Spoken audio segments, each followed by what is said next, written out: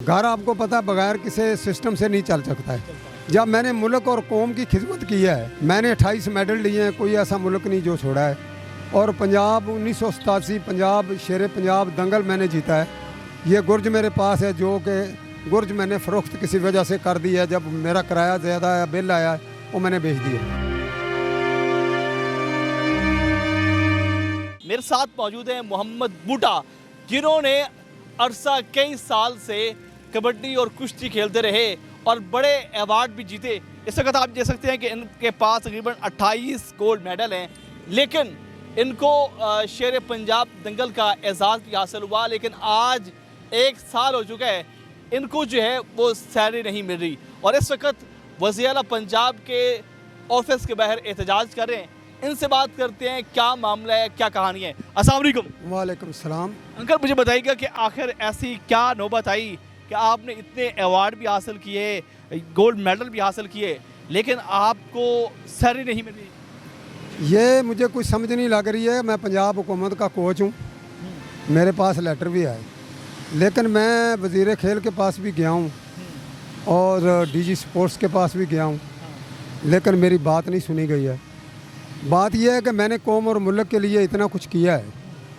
वज़ीर आला साहबा कहती है कि मेरे तक किसी की बात पहुंच जाए तो मैं उसकी बात ज़रूर सुनती हूं, और वो पुराने खिलाड़ियों की माशाल्लाह इज़्ज़त भी करती है, लेकिन ये उन तक पहुंच नहीं रही है।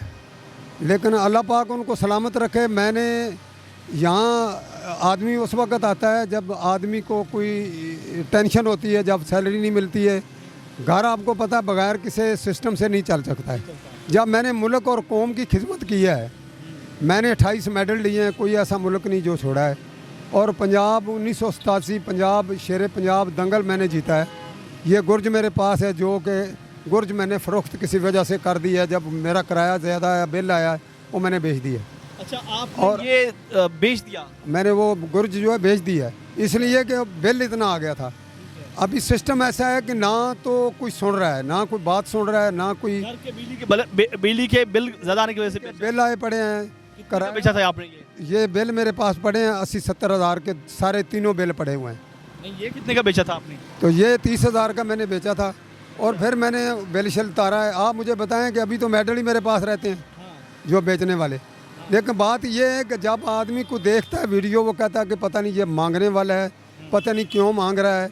बात मांगने के लिए बात यह है कि मैंने कौम और मुल्क की खिदमत की है। मैं कौमी खिलाड़ी हूँ, इसलिए कि मैं वज़ीर आला साहब को मिलना चाहता हूँ। वो प्लीज़ मेहरबानी करें और मेरी बात सुने। मैं उनको मिलना चाहता हूँ और मुझे नौकरी चाहिए और मुझे मिले वो। इसलिए कितने दिन हो चुके हैं आप यहाँ पे एहतजाज करते हुए? इधर तकरीबन मुझे 2 महीने हो गए। जब मैं आता हूँ पुलिस वाले मुझे कहते हैं जी आप इधर नहीं खड़े हो सकते, हमारी नौकरी का मामला है। अच्छा। और जब मैं आता हूँ इधर कहते हैं जी वज़ीर आला साहब का आर्डर नहीं है यहाँ खड़ा होने का, आप यहाँ से चले जाएं। 2 महीने हो गए हैं और मैं गवर्नर हाउस भी जाता हूँ, 2-3 दफ़ा गवर्नर हाउस गया हूँ। अच्छा। लेकिन उधर नहीं खड़े होने देते, कहते हैं जी आप जाएं अपना काम करें। अच्छा। यहाँ खड़े होने की इजाज़त नहीं है, जबकि वज़ीर आला साहब का आर्डर है कि कोई खिलाड़ी आता है, कोई भी आता है, मेरे दरवाजे खुले हुए हैं। कोई भी आम आदमी आता तो मेरे दरवाजे खुले हैं? हाँ जी, उन्होंने ये ऐलान किया कि कोई भी आएगा मेरे लिए दरवाजे, उनके लिए मेरे दरवाजे खुले हुए हैं। कितने अरसे से आप कबड्डी और कुश्ती खेल रहे हैं? मैं तकरीबन सन 80 से लेकर सन 2000 तक मैंने ये गेम की है और उसके बाद मैं कोच रहा हूँ। आप मुझे बताएं कि जब आदमी इतना कुछ करे तो उसको जब तनख्वाह भी ना मिले, उसको कोई मिले भी ना, आप मुझे बताएं घर का सिस्टम कैसे चल सकता है? अच्छा, मुझे बताइए कि आपने पहले आपकी सैलरी कितनी थी? ये 40 हज़ार रुपया उन्होंने मंथली लगाई हुई है। अच्छा।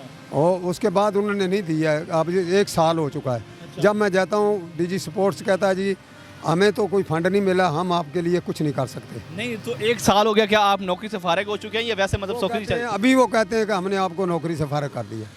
नौकरी से फारिग कर दिया अभी कहते हैं मुझे। आप बताएं कि इसमें मैं क्या करूं? पहले 1 साल आपकी नौकरी चलती रही है? नौकरी चलती रही है, सन 2015 से इनके साथ हूँ मैं। अच्छा, इनके साथ अभी पहले आती रही है। आप कोचिंग कर रहे हैं? हाँ, अभी कोचिंग कराता रहा हूँ, लेकिन अभी कहते हैं जी हमारे पास फंड नहीं है। ये तो अभी इन्होंने बताया हमने आपको फारिग कर दिया। ठीक है। जहाँ तक मामला है कि कुछ बातें ऐसी हैं कि जो मैं यहाँ बता नहीं सकता हूँ। क्या है, खोल के बताएं जरा। बात पता है क्या कि सिस्टम घर का नहीं चल रहा है। बात समझें, कोई आदमी मजबूरी से गुर्ज बेचता है ना, इसलिए मैं ज़हनी टेंशन में हूँ। लिहाजा मैं आप वज़ीर आला साहब से रिक्वेस्ट करता हूँ, मैं उनको मिलने चाहता हूँ। जी बिल्कुल नाज़रीन, आपने मोहम्मद बूटा की गुफ्तगू सुनी। अरसा कई सालों से पाकिस्तान का ये फ़ख्र हैं और यकीनन इन्होंने कबड्डी भी खेली, कुश्ती भी खेली और उसके बाद जो है ये कोच भी हैं। लेकिन 1 साल हो चुके हैं इनको सैलरी नहीं मिल रही और सैलरी की वजह से इन्होंने अपने बहुत सारी घर की चीज़ें बेच दी, बिजली का बिल अदा किया। लेकिन आज ये रोड पे आ चुके हैं। इस वक्त वज़ीर हाउस के सामने एहतजाज कर रहे हैं कि खुदारा मेरी जो सैलरी बनती है वो मुझे दी जाए और मेरी नौकरी जो है वो बहाल की जाए ताकि मैं अपने घर का सिस्टम चला सकूँ। आप क्या कहते हैं कमेंट सेक्शन में अपनी राय का इज़हार करें। इसी के साथ अपने मेज़बान ज़िशार अलवारी को पायनियर वर्ल्ड न्यूज़ से इजाज़त दीजिए। अल्लाह निगहबान।